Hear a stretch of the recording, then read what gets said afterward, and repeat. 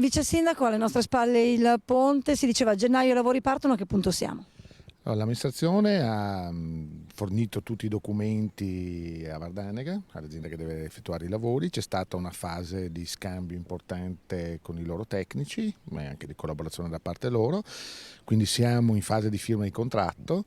Deve essere fornito da parte loro un ultimo documento, poi si può firmare, insomma, questione di qualche giorno e poi finalmente si può partire.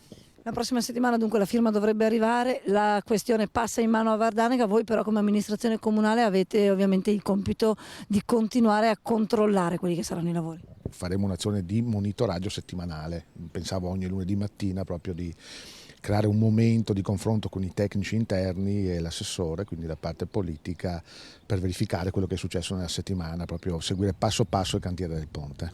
E a 2 passi dal ponte un altro gioiello del centro di Bassano, parliamo di Palazzo Sturmi, in questo caso anche qui i lavori sono in partenza. Sì, l'anno scorso è stata fatta la gara, 1,5 milioni di euro di lavori di restauro per sistemare gli ultimi 2 piani, tutta la parte esterna, il giardino esterno.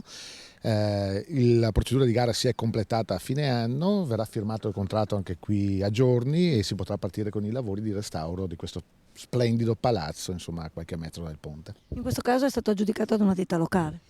Sì, ha vinto una ditta di Rossano Veneto.